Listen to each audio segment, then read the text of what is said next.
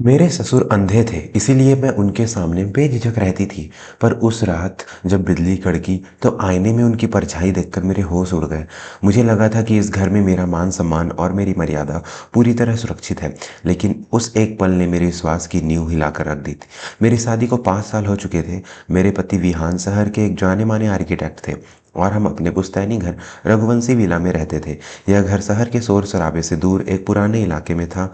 घर में सिर्फ हम 3 लोग थे, मैं, विहान और मेरे ससुर जी, दीनानाथ जी। शादी के समय ही मुझे बता दिया गया था कि ससुर जी ग्लूकोमा की वजह से अपनी आंखों की रोशनी पूरी तरह खो चुके हैं। शुरू शुरू में एक नई नवीली दुल्हन के तौर पर मुझे बहुत संकोच होता था। घर में किसी बुजुर्ग मर्द की मौजूदगी, चाहे वो देख न सके, फिर भी एक पर्दा तो रहता ही है। लेकिन वक्त के साथ मैंने उनकी लाचारी को अपनी आंखों से देखा।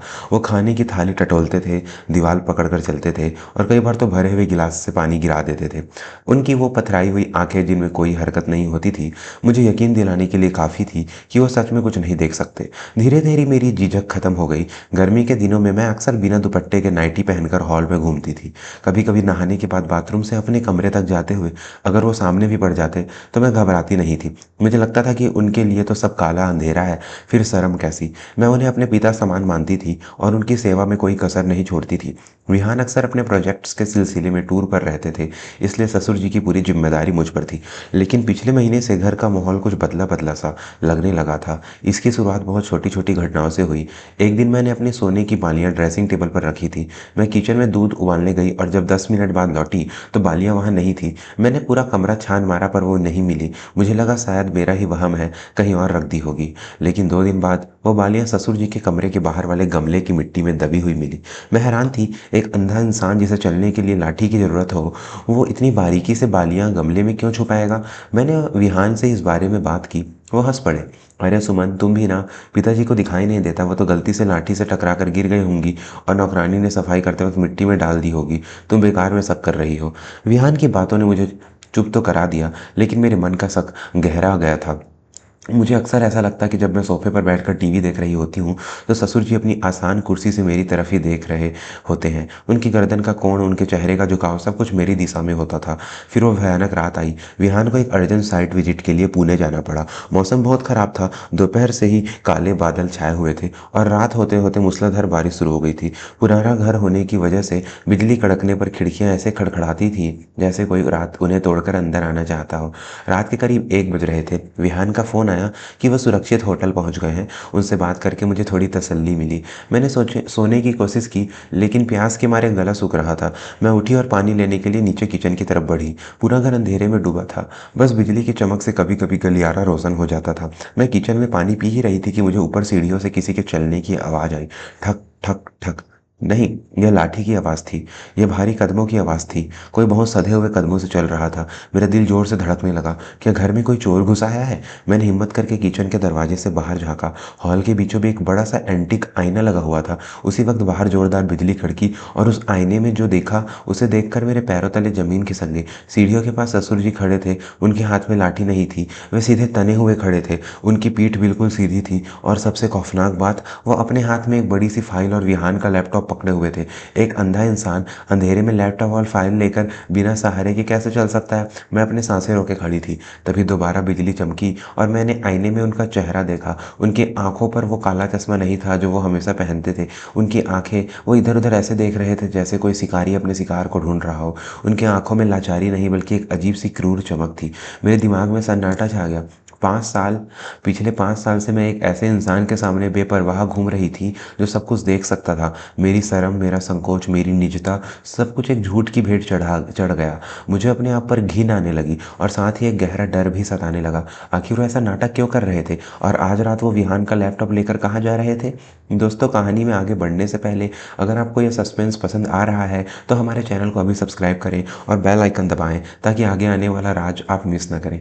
मैं दबे पाँव उनके पीछे पीछे गई। वो विहान के स्टडी रूम की तरफ जा रहे थे। स्टडी रूम का दरवाजा उन्होंने बड़ी सावधानी से बंद किया, लेकिन कुंडी नहीं लगाई। मैं दरवाजे पर के पास कान लगाकर खड़ी हो गई। अंदर से कुछ खटर पटर की आवाज़ आ रही थी। फिर मुझे ससुर जी की आवाज़ सुनाई दी। वो किसी से फ़ोन पर बात कर रहे थे। हाँ, काम हो गया। विहान को भनक भी नहीं लगी। आज रात वो शहर से बाहर है। वसीयत के कागज़ मैंने बदल दिए हैं। बस अब इस सुमन का कुछ करना होगा। वो बहुत सवाल पूछने लगी है। उसे पागल साबित करना मुश्किल नहीं होगा। दवाइयाँ अपना असर दिखा रही हैं। मेरे कानों में जैसे पिघला हुआ शीशा डाल दिया गया हो। दवाइयाँ? पागल साबित करना? मेरा सर चकराने लगा। पिछले कुछ हफ्तों से मुझे अक्सर चक्कर आते थे और अजीब सी घबराहट होती थी। विहान मुझे डॉक्टर के पास ले जाने की बजाय खुद ही कुछ विटामिन देते थे। क्या वो सब एक साजिश थी? क्या ससुर जी ने मुझे मारना चाहते थे ताकि वो जायदाद हड़प सके? लेकिन विहान, क्या विहान भी इसमें शामिल थे या ससुर जी अपने ही बेटे को धोखा दे रहे थे? मुझे समझ नहीं आ रहा था कि मैं क्या करूँ। मेरा फ़ोन ऊपर कमरे में था, मुझे पुलिस को बुलाना था, लेकिन अगर मैंने थोड़ी सी आवाज़ की तो ससुर जी को पता चल जाएगा। और अब जब मैं जानती हूँ कि वो देख सकते हैं तो वो मुझे जिंदा नहीं छोड़ेंगे। मैं वापस अपने कमरे की तरफ भागने ही वाली थी कि मेरा पैर एक फूलदान से टकरा गया। खटाक आवाज़ सन्नाटे में गूंज उठी। स्टडी रूम के अंदर आवाज़ें आनी बंद हो गई। Pin drop silence. फिर कदमों की आहट दरवाजे की तरफ बढ़ने लगी। मैं जानती थी कि मेरे पास छिपने के लिए वक्त नहीं है। मैं पास ही बने स्टोर रूम में घुस गई और एक पुराने संदूक के पीछे दुबक गई। दरवाज़ा खुला, टॉर्च की रोशनी गलियारे में घूमने लगी। कौन है वहाँ? ससुर जी की आवाज़ अब वो कांपती हुई बूढ़ी आवाज़ नहीं थी, बल्कि उसमें एक कड़कपन और धमकी थी। मैं अपने मुंह पर हाथ रखे कांप रही थी। वो स्टोर रूम की तरफ ही आ रहे थे। टॉर्च की रोशनी मेरे पैरों के पास से गुजरी। मुझे लगा अब मेरा अंत निश्चित है। तभी बाहर मेन गेट पर गाड़ी के रुकने की आवाज़ आई। शायद विहान वापस आ गए थे। ससुर जी तुरंत मुड़े और वापस अपने कमरे की तरफ भाग गए। मैंने राहत की सांस ली। मैं दौड़कर नीचे हॉल में आई। विहान अंदर आ रहे थे। वो बारिश में भींगे हुए थे। सुमन, तुम यहाँ इतनी रात को क्या कर रही हो और तुम इतनी डरी हुई क्यों हो? विहान ने पूछा। मैं दौड़कर उनके गले लग गई और फूट फूट कर रोने लगी। विहान, हमें अभी इस घर से निकलना होगा। बाबूजी, बाबूजी अंधे नहीं हैं, वो सब देख सकते हैं। मैंने अभी उन्हें चलते हुए देखा। वो फ़ोन पर किसी से कह रहे थे कि वो मुझे पागल साबित कर देंगे और उन्होंने वसीयत बदल दिया। मैंने एक ही सांस में सब कुछ कह दिया। मुझे उम्मीद थी कि विहान चौंक जाएंगे, गुस्सा करेंगे, लेकिन विहान शांत थे, बहुत ज़्यादा शांत। उन्होंने धीरे से मुझे खुद से अलग किया और मेरे चेहरे को अपने हाथों में लिया। तुम फिर से अपनी दवाइयाँ लेना भूल गई ना सुमन? विहान ने ठंडे स्वर में कहा। मैं सन्न रह गई। क्यों? क्या विहान? मैं सच बोल रही हूँ। वह ऊपर स्टडी रूम में थे। सुमन, स्टडी रूम की चाबी मेरे पास रहती है, वो लॉक है और पिताजी अपने कमरे में सो रहे हैं। चलो मैं तुम्हें दिखाता हूँ। विहान मेरा हाथ पकड़कर जबरदस्ती ससुर जी के कमरे की तरफ ले जाने लगे। मेरा दिल जोर से धड़क रहा था। जैसे ही हम कमरे में पहुंचे, विहान ने लाइट जलाई। ससुर जी अपने बिस्तर पर गहरी नींद में सो रहे थे। उनकी लाठी बिस्तर के पास ही रखी थी। देखो, विहान ने कहा, तुम फिर से हालुसिनेशंस, भ्रम का शिकार हो रही हो। डॉक्टर ने कहा था कि तुम्हारी हालत बिगड़ सकती है। नहीं विहान, ये नाटक कर रहे हैं। मैंने अपनी आंखों से देखा है। मैं चिल्लाई। तभी ससुर जी हड़बड़ा कर उठे। कौन? क्या हुआ? विहान, तुम आ गए बेटा। क्या हुआ बहू को? वो हवा में हाथ टटोलते हुए बोले। विहान ने मुझे एक इंजेक्शन निकाला जो वो अपने बैग में रखते थे। कुछ नहीं पिताजी, सुमन की तबीयत फिर खराब हो गई, इसे शांत करना होगा। उस पल मुझे सब कुछ समझ आ गया। ससुर जी नहीं खेल तो विहान खेल रहा था। ससुर जी की वो बातें जो मैंने सुनी थी, विहान को भनक नहीं लगी। उसका मतलब कुछ और था, लेकिन मेरा दिमाग शून्य होता जा रहा था। विहान मेरी तरफ बढ़ा और मैं पीछे हटी और मेज पर रखा पानी का जग उठाकर विहान के सिर पर दे मारा। विहान के हाथ से इंजेक्शन गिर गया और वो लड़खड़ाया। मैं कमरे से बाहर भागी। पकड़ो इसे, विहान चिल्लाया। अब ससुर जी बिस्तर से उठ खड़े हुए, लेकिन वो मेरी तरफ नहीं बल्कि विहान की तरफ लपके। जी हाँ, ससुर जी ने बिजली की फुर्ती से विहान का हाथ पकड़ लिया और उसे मड़ोड़ कर जमीन पर पटक दिया। बस बहुत हुआ विहान। ससुर जी की आवाज़ में शेर जैसी दहाड़ थी। अब और नाटक नहीं। मैं दरवाजे पर खड़ी यह दृश्य देखकर पत्थर की मूर्ति बन गई थी। मेरे अंधे ससुर जी, जिन्होंने अभी अभी विहान को धूल चढ़ा दी थी, वो मेरी तरफ मुड़े। उनकी आंखों में अब भी वही तेज था, लेकिन वो क्रूरता नहीं बल्कि चिंता थी। सुमन बेटी, डरो मत, मैं तुम्हारे साथ हूँ, उन्होंने कहा। विहान नीचे पड़ा करा रहा था। पिताजी, आप देख सकते हैं? ससुर जी ने विहान की छाती पर पैर रखा और बोले, हाँ मैं देख सकता हूँ। पिछले 6 महीनों से देख सकता हूँ। मेरी आंखों का ऑपरेशन मैंने चुपचाप करवाया था। मैं देखना चाहता था कि मेरे पीछे मेरे घर में क्या चल रहा है, और जो मैंने देखा उसने मुझे अंधा बने रहने पर मजबूर कर दिया। उन्होंने मेरी तरफ देखा और उनकी आंखों में आंसू आ गए। बेटी, मुझे माफ़ कर देना, मुझे तुम्हारे सामने अंधे होने का नाटक करना पड़ा। तुम्हारी निजता का हनन हुआ, इसके लिए मैं शर्मिंदा हूँ, लेकिन मैं मजबूर था, मुझे सबूत चाहिए थे। दोस्तों, कहानी सबसे रोमांचक मोड़ पर है। आगे क्या हुआ यह जानने के लिए सब्सक्राइब बटन को जोर से दबाएं। क्या ससुर जी विहान को सजा दिला पाएंगे?